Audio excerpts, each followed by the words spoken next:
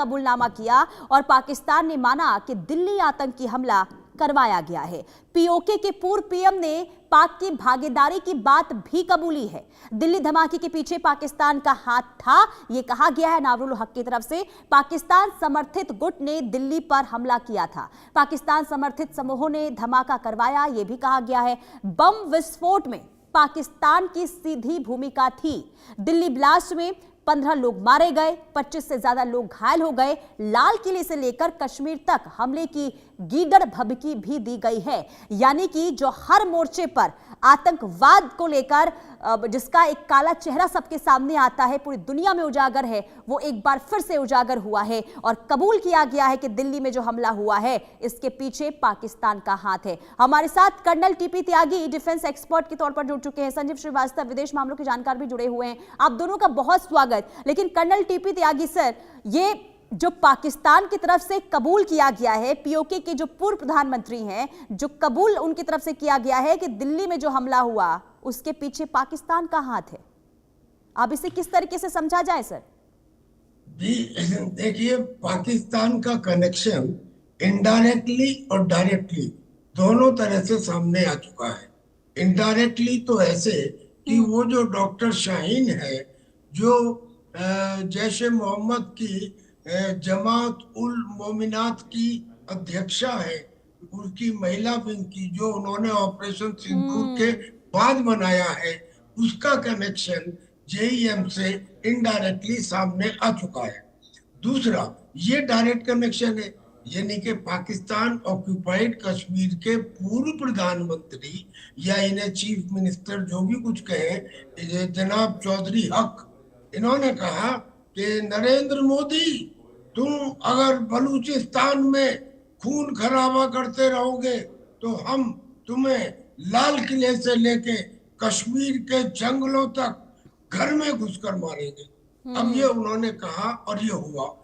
दरअसल में जो कश्मीर के जंगलों का जिक्र था वो पहलगाम वाली इंसिडेंट था, और जो लाल किले का जिक्र था वो दिल्ली ब्लास्ट वाला इशू था जी। अब जो पहलगाम वाला इशू हुआ तो उसका तो हमने ऐसा इन्हें जवाब दिया जिसे मैं कह सकता हूँ कि उनके कृत्य के 100 गुना ज्यादा उन्हें लौटा दिया गया।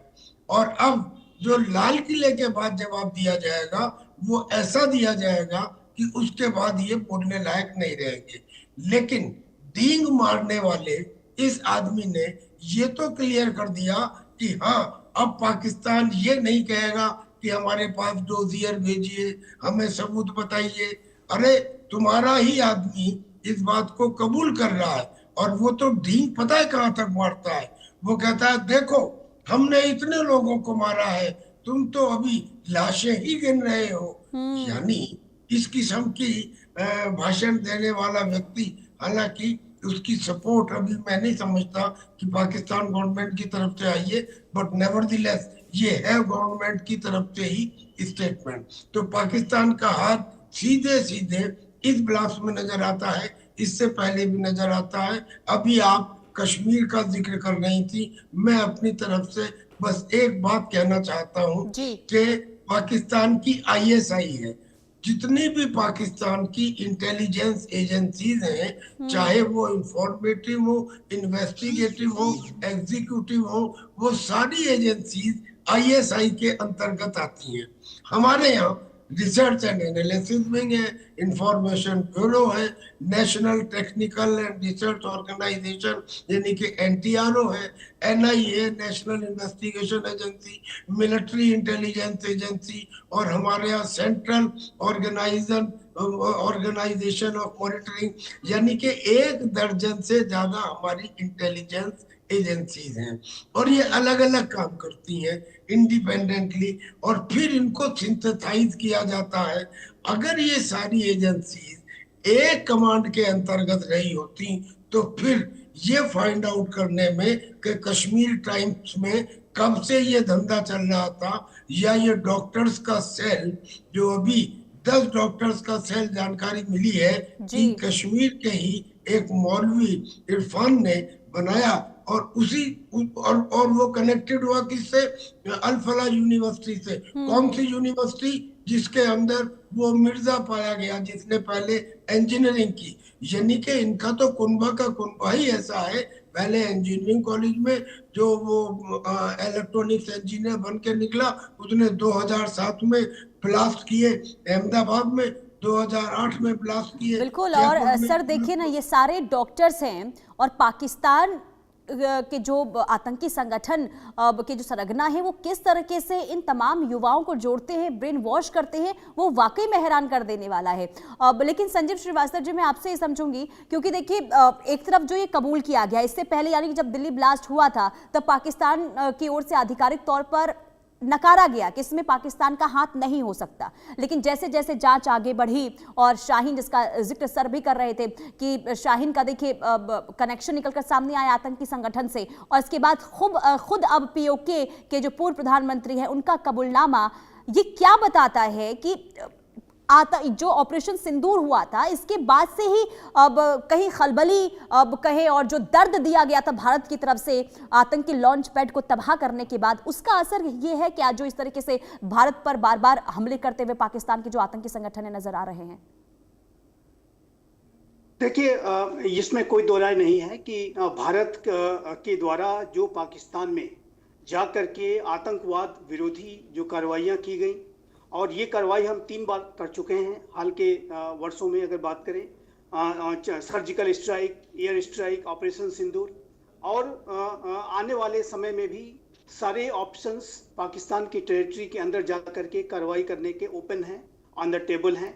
और ऐसी अगर असेसमेंट और ऐसी रिक्वायरमेंट्स आती है आने वाले समय में, तो भारत ऐसी कार्रवाइयाँ करने के लिए संकल्पबद्ध भी है। और जैसा कि हमारे प्रधानमंत्री श्री नरेंद्र मोदी ने ऑपरेशन सिंदूर 1.0 के बाद राष्ट्र के नाम दिए संबोधन में इस बात को कहा था कि यदि भविष्य में पाकिस्तान के द्वारा प्रायोजित कोई आतंकवाद की घटना भारत में होती हुई पाई जाएगी, तो भारत इसके विरुद्ध जो कार्रवाई करेगा उसमें न सिर्फ आतंक के ठिकानों को टारगेट करेंगे, बल्कि उनके पनाहगारों को भी नहीं बख्शा जाएगा, उनको भी टारगेट किया जाएगा। ये न्यू नॉर्मल की बात भारत के प्रधानमंत्री ने कही थी। तो ये जो इस भारत के जो बदले हुए अप्रोच, नए भारत के इस बदले हुए अप्रोच से पाकिस्तान भारी दबाव में रहता है।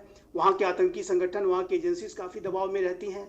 इसका डर तो पाकिस्तान को भी है ना सर, तभी तो भी रक्षा मंत्री जो है ख्वाजा आसिफ, उनकी तरफ से स्टेटमेंट सामने आया और उन्होंने कहा कि पाकिस्तान के अंदर यानी कि जो भारत के अंदर हुआ इसके बाद पाकिस्तान पूरी तरीके से अलर्ट मोड पर है। कल ही ख्वाजा आसिफ का ये बयान सामने आया, यानी कि साफ तौर पर दिखता है जी कि डर कहीं ना कहीं सता रहा है पाकिस्तान को इस बात का कि जो किया है उसने उसका बदला लिया जाएगा भारत की तरफ से। हाँ, भारी दबाव, भारी भय और एक कॉस्ट को भारत ने बार बार इम्पोज किया है। आपने अगर कुछ कृत्य किए हैं तो उसकी कॉस्ट आपको पता चलनी चाहिए। और ये जो कॉस्ट है, surgical strike, air strike, operation Sindoor 1.0 के माध्यम से हमने इम्पोज की। जैसा कि भारत के प्रधानमंत्री ने मधुबनी बिहार में जो पहलगाम की घटना के बाद कहा था कि उन आतंक के ठिकानों को हम मिट्टी में मिलाएंगे, वो आतंक के ठिकानों को हमने मिट्टी में मिलाया। लेकिन पुनीता जी, भारत की जो भी कार्रवाई होती है वो भारत एक बहुत ही रिस्पॉन्सिबल तरीके से करता है।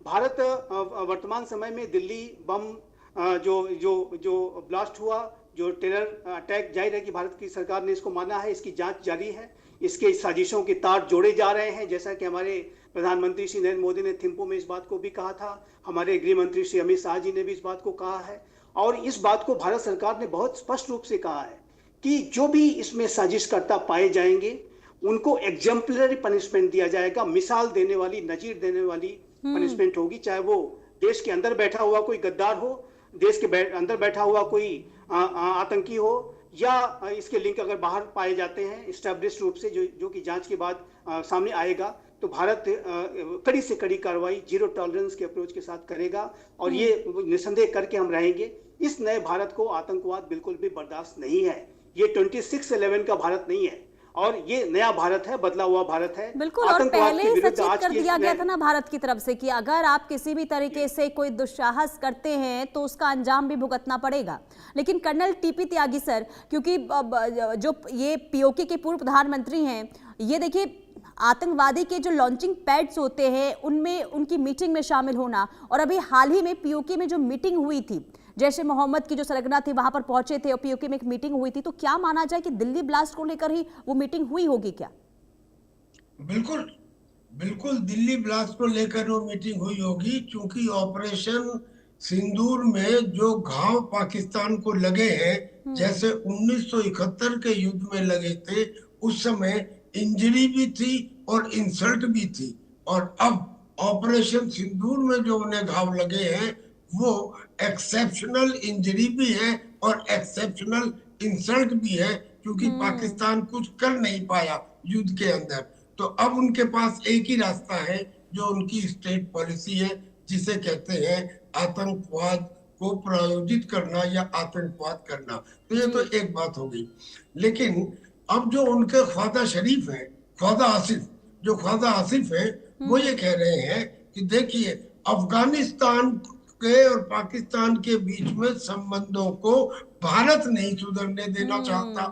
यानी कि भारत अफगानिस्तान की तरफ से सपोर्ट कर रहा है और पाकिस्तान के खिलाफ कर रहा है। हालांकि ईरान भी, चाइना भी, तजाकिस्तान भी, कजाकिस्तान भी, किर्गिस्तान भी, उज्बेकिस्तान भी, और ये सब तो हमारे साथ है और ये अफगानिस्तान की घुसपैठ को रोकना चाहते हैं।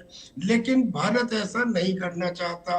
भारत हमारे ऊपर अटैक करना चाहता है, और वो फिर उसकी एग्जांपल देते हैं कि इनके chief of the army staff कहते हैं कि भगवान ने चाहा तो बहुत जल्दी ही ऑपरेशन सिंदूर 2 का अवसर हमारे पास आएगा। इनके डिफेंस मिनिस्टर कहते हैं कि हम पाकिस्तान का भूगोल और इतिहास बदल देंगे, और इनके प्राइम मिनिस्टर कहते हैं कि अब हम आतंकियों में और आतंकियों के मददगारों यानी कि सेना और सरकार में फर्क नहीं समझेंगे।